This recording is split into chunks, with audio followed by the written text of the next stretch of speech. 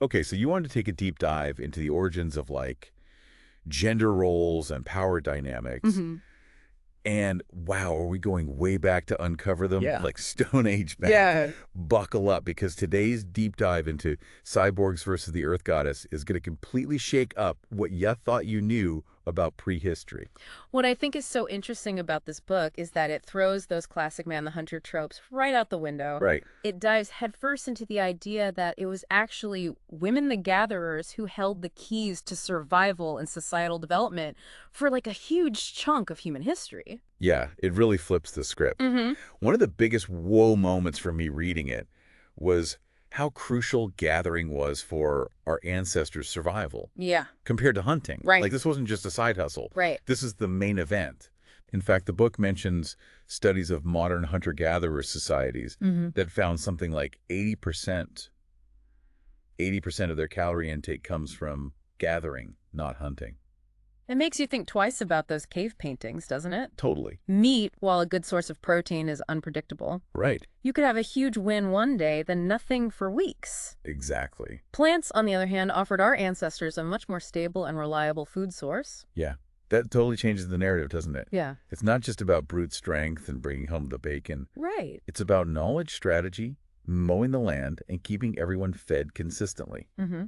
And Cyborgs versus the Earth Goddess takes us even further by arguing that those skills meant women were also likely the first tool makers. Absolutely. Oh, wow. Imagine the innovation required for gathering. Knowing what's edible, Right. where to find it, and when, Yeah. and then developing tools to harvest those resources efficiently. Mm-hmm. These were massive leaps forward, requiring ingenuity and problem solving. It's mind-blowing. Yeah. We've always pictured men with the stone tools, but what about the tools that didn't survive for thousands of years? Right. The digging sticks, the baskets, the carrying vessels, Mm. all those essential tools made from wood and fiber, long gone, but no less ingenious. Exactly. It's like trying to understand an entire civilization solely through like the lens of their metalwork. Right. You're missing a huge chunk of their story. Right. And speaking of stories, this is where our deep dive takes us into some seriously compelling territory. The evidence for goddess cultures in these early human societies. Oh yeah, this is where the book really blew my mind. Yeah. We're talking about a time when the divine feminine wasn't just revered, but potentially formed the bedrock of spiritual and social life. Absolutely. That's wild. And the evidence is there. Take, for example, the Denisovan bracelet highlighted in the book. Okay. This 40,000-year-old piece of jewelry Wow. is far from a simple trinket. The craftsmanship is incredible, Yeah. from the intricate designs to the advanced techniques used to craft it. Plus, it was likely worn by a woman, Oh, wow. suggesting a level of social organization and sophistication that really shatters our preconceived notions about what the Stone Age was. Right, it's like digging up a perfectly preserved smartphone in the ruins of Pompeii. Right. Like what? Exactly. This wasn't just a random occurrence either. Mm-hmm. The sheer volume of goddess figurines and symbols from this period paints a picture of a world where the feminine wasn't just respected, but potentially revered as a central force. Absolutely. Wow. And while it's important not to paint like an overly romanticized picture of the past, Right. life was undoubtedly harsh back then. Yeah. It challenges our assumptions about the inevitability of male dominance. Right. Cyborgs versus the Earth Goddess doesn't claim it was a utopia, Right. but it makes a compelling case for a time when the power dynamics looked radically different from what we see today. Absolutely. And understanding that shift, that transition from potentially more egalitarian societies to those dominated by patriarchal structures is crucial for us to create a more just and equitable future. Okay, so we've set the stage with this captivating notion of goddess cultures and a past potentially driven by feminine principles. Mm-hmm. But as we know, things didn't stay that way forever. Right. Cyborgs versus the Earth Goddess points to a pivotal turning point in human history. The domestication of animals? That's right. Around 8,000 years ago, we see this gradual shift from hunting and gathering to agriculture and animal husbandry. Okay. And while this led to advancements, it also triggered unintended consequences that continue to reverberate today. Like a domino effect. Yeah, We went from gathering food provided by the earth to trying to control and manipulate it. exactly. How did that impact these earlier power dynamics? Did it play a role in the decline of those goddess-centered cultures? That's exactly what we'll delve into next. The Okay. domestication of animals wasn't just a change in lifestyle, but a fundamental shift in how humans viewed themselves in relation to nature and perhaps in relation to each other as well. So, picking up where we left off, how did that shift from hunter-gatherer societies to more settled agricultural societies impact those power dynamics we were talking about? The book highlights how the domestication of animals wasn't just about finding a steadier food source. Right. It represented a fundamental change in how humans interacted with nature. Oh, Imagine for millennia, we lived with nature, right. relying on its rhythms and cycles. Right. Domestication signaled a move towards controlling and manipulating the natural world for our benefit. And that's where the whole cyborg concept comes in, right? Exactly. It's not about literal robots, but this shift in mindset. Precisely. The book uses cyborg as a powerful metaphor to represent this specific type of masculinity, Right. one that prioritizes control dominance and technological advancement. It's the drive to not just coexist with nature, but to transcend and conquer it. Oh. And Cyborgs versus the Earth Goddess suggests that this mindset really took root during this period of drastic societal change. Okay, so if the rise of domestication was like this turning point, how did that actually play out? It's not like women suddenly disappeared from the equation. Absolutely not. The shift was gradual unfolding over generations. Okay. But as farming became more established, food surpluses grew. Right. This created a need for managing and protecting those resources. Right. And in many societies, those reins of power sadly ended up largely in male hands. That makes sense on like a practical level. But why the shift towards male control specifically? Yeah. Was it simply a case of might makes right?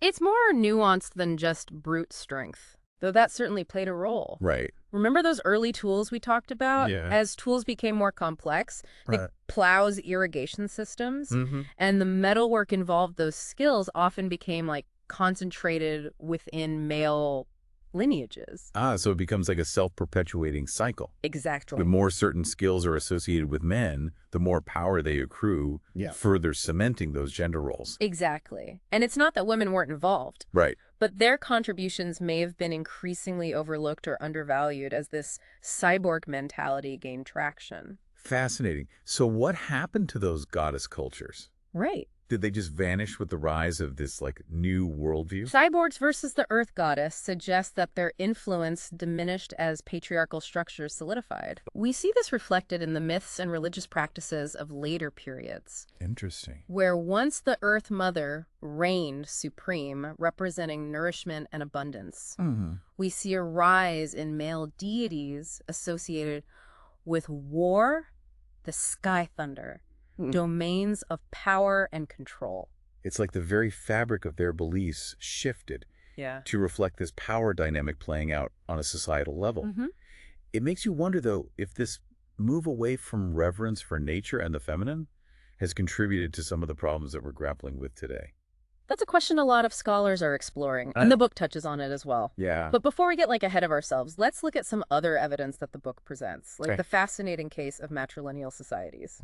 Oh, right. Those societies where lineage and inheritance are passed down through the mother's side, not the father's. Exactly. It's like a whole different framework for understanding family and power. Exactly. These societies, while diverse and not without their own complexities, Right. offer a powerful counter-narrative to the assumption that male dominance is the natural order of things. Totally. They showcase the sheer diversity of human cultures and how power structures aren't predetermined. And these aren't just ancient cultures lost to the sands of time. Right. These societies still exist today, thriving in different corners of the globe. Right? Absolutely.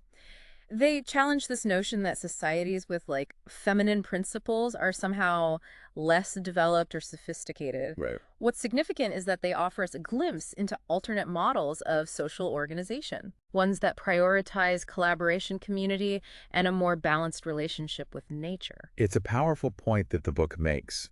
It's not about romanticizing the past, Right. but rather understanding that alternative paths existed Right. and perhaps still exist for humanity to organize itself. Right. It's about broadening our perspective beyond those deeply ingrained assumptions about power and gender Right. that we often accept as just the way things are.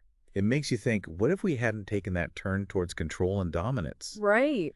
How would our relationship with the planet and with each other look different today?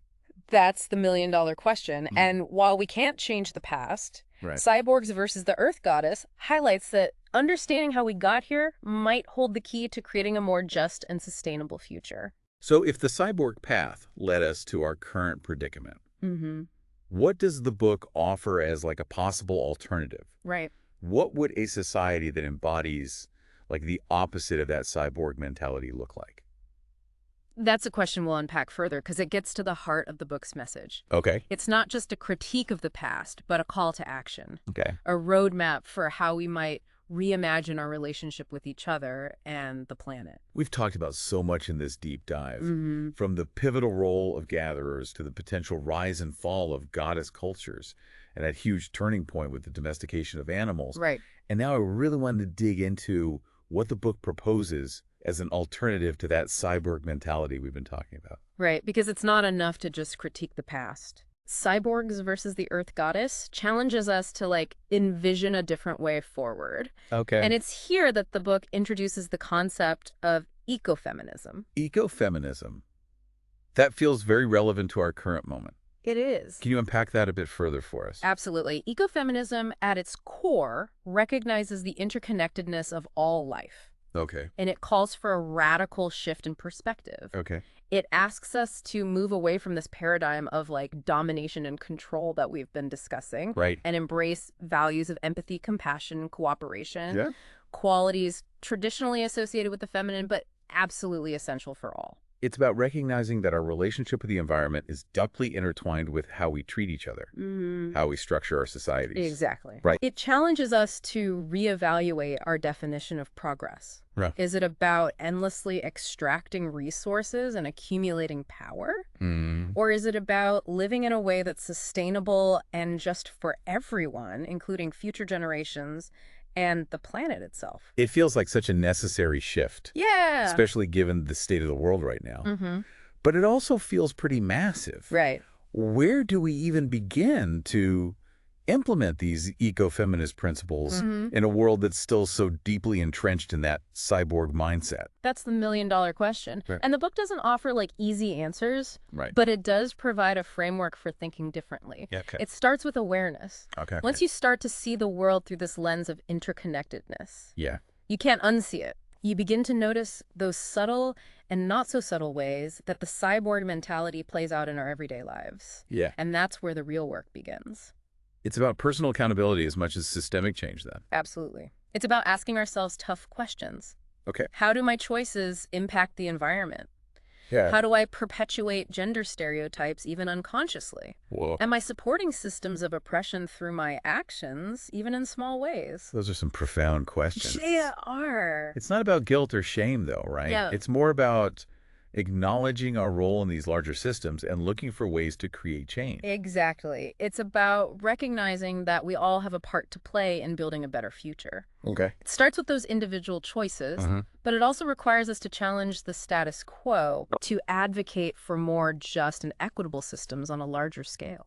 So if the legacy of the cyborg is environmental destruction, Right. social injustice, the perpetuation of harmful power dynamics, what does a future guided by these ecofeminist principles actually look like? Imagine a world where leadership is not defined by dominance, but by collaboration. Okay. Where we value caretaking and compassion as much as we value competition and ambition. Yeah. Where technology serves humanity and the planet rather than the other way around. A world where diversity, not just in terms of gender, but in all its forms, Right. is seen as a strength, a source of resilience and innovation. Exactly. It's about recognizing that we need everyone's voices and perspectives to tackle the challenges we face. Precisely. It's about embracing our interconnectedness and understanding that when one of us thrives, we all thrive. Cyborgs versus the Earth Goddess definitely throws down the gauntlet, doesn't it? It does. It's a call to action, Yeah. an invitation to reimagine what's possible when we dare to break free from those old, outdated ways of thinking. Absolutely. And it reminds us that the future isn't preordained. Right. We have the power to shape it, to create a world that reflects our highest values, not our deepest fears. What an incredibly thought-provoking deep dive this has been. Yeah, it really has. It's definitely given me a lot to ponder. And if you're listening and want to challenge some long-held assumptions about gender power and our place in the world, I highly recommend checking out Cyborgs versus the Earth Goddess. I second that. It's a book that stays with you long after you finish reading. And on that note, we'll wrap up this deep dive. Okay. Thanks for joining us on this journey into the heart of what makes us human and what kind of future we want to create together.